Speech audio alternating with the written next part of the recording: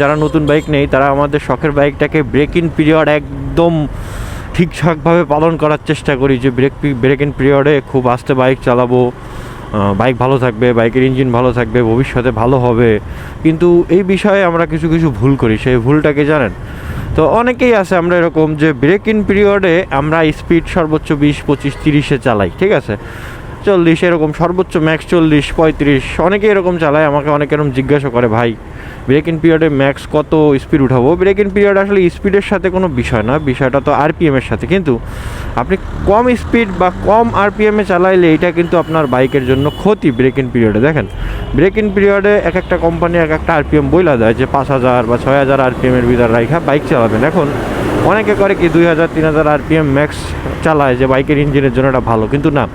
Break in পিরিয়ডে যে ফ্রিকশনের দরকার আছে ইঞ্জিনের ভিতরে, পিস্টন রিং ফ্রি হওয়ার যে বিষয়টা, এগুলা আপনি আপনার ইঞ্জিনের উপর যদি একটু প্রেশার পড়ে তখন গিয়ে এই ফ্রিকশনগুলো ভালো হবে এবং ইঞ্জিন স্মুথ হবে ফ্রিকশন হয়ে। এখন আপনি যদি 20-30 স্পিডে রাইড করেন সেক্ষেত্রে আপনার ইঞ্জিন কি ফ্রি হবে? হবে না। আপনার ইঞ্জিন কি ফ্রিকশন ঠিকঠাক মতো হবে? হবে না। ফলে আপনার ব্রেক ইন পিরিয়ড শেষ হওয়ার পরেও আপনি কিন্তু আপনার বাইকে যে স্মুথ রাইডিং এক্সপিরিয়েন্স সেইটা কিন্তু উপভোগ করতে পারবেন না, কারণ আপনার বাইক তো ফ্রিকশন হয়ে এখন পর্যন্ত ফ্রি হইতে পারে নাই। যার ফলে আপনি যখন হাই স্পিড উঠাবেন ব্রেক ইন পিরিয়ড শেষ করার পরে দেখবেন যে সেম বাইক অন্যটা যদি 120 উঠতেছে আপনারটা 114-15 আটকাচ্ছে, কারণ ওটা এখনও ফ্রি হয় নাই। আপনি তো রাইড করে ইঞ্জিনকে ফ্রি করেন নাই। ফ্রি করছেন কীভাবে? আপনি 10, 20, 25, 30 স্পিডে ইঞ্জিন ফ্রি হয় না।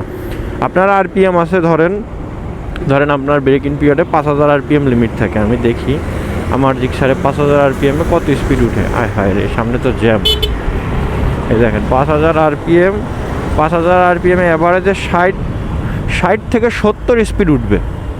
তো আপনি কিন্তু ব্রেক ইন পিরিয়ডে 70 স্পিড গেইন করতে পারতেছেন। এখন আপনি যদি আপনার বাইকের সম্পূর্ণ আরপিএম ইউজ না করেন, যেটা আপনার লিমিট আছে, তাহলে আপনার বাইকে কিভাবে ফ্রিকশন করাবেন আর কিভাবে আপনার বাইকটাকে স্মুথ বানাবেন?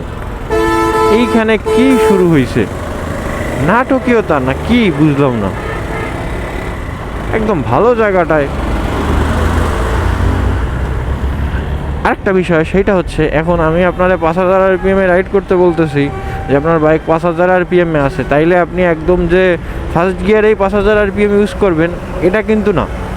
আবার আপনি যে ফিফথ গিয়ারে আপনি 2025 আরপিএমে চালাবেন এরকমও না। আপনার কি করতে হবে, যেমন ফার্স্ট গিয়ার একটা স্পিড, সেকেন্ড গিয়ার একটা স্পিড, বা সেকেন্ড গিয়ার ফার্স্ট গিয়ার একটা আরপিএম, সেকেন্ড গিয়ারে আরপিএম, এইভাবে আরপিএমের সাথে সাথে স্পিডও বাড়াইতে হবে। আর ব্রেক ইন পিরিয়ডের ভিতর সবসময় খেয়াল রাখবেন যে একই স্পিড বা একই আরপিএমে যেন অনেকক্ষণ বাইক না চলে। বাইকের আরপিএম বাড়ায় কমায় চালাবেন, বাইকের স্পিড বাড়ায় কমায় চালাবেন। একটা না একই ধরেন 40 বা 50-এ চালাবেন না, একটু কমাবেন একটু বাড়াবেন। ব্রেক ইন পিরিয়ডের ভিতরে এই জিনিসটা কিন্তু খুবই দরকার। ব্রেক ইন পিরিয়ডের ভিতরে আপনি কখনো একই আরপিএমে অনেক সময় বাইক চালাবেন না। আর আরপিএম যদি মেনটেন করতে বা বুঝতে কষ্ট হয় সেক্ষেত্রে স্পিড, ধরেন আমার বাইকটা এখন এই 40-42-এ চলতেছে, এখন আমি 4 গিয়ারে আছে, আমি গিয়ার চেঞ্জ করে 5 গিয়ারে গেলাম। এখন এই যে আমার বাইক ধরেন আমি এই যে 45-46, আমি এই 46-এ চালাইতেছি 1 কিলোমিটার, 2 কিলোমিটার, 3 কিলোমিটার, এরকম করবেন না। আপনার এটা মেনটেন করতে হবে। এখন 40-এ আছে, এখন আমি 50-এ উঠবো, আবার 40-এ নামবো। ফ্রিকশন একদম পারফেক্টলি করাবেন বাইকের। এই যে আমার বাইক এখন স্পিড উঠতেছে 50, এখন এই যে আমি ফিফথ গিয়ারে উঠাইতেছি না স্পিড, এটা কিন্তু আপনার বাইকের যে 5000 আরপিএম আছে, আপনি 5000 আরপিএম টাচ করলেও সমস্যা নেই। এখন আপনি যদি ফার্স্ট গিয়ারে 5000 আরপিএম টাচ করেন তাইলে কিন্তু আপনার বাইকের জন্য সমস্যা। ফার্স্ট গিয়ারে কিন্তু আবার 5000 আরপিএমে টাচ করা যাবে না। পুলিশ কি আমাকে দাঁড়াতে বলবে?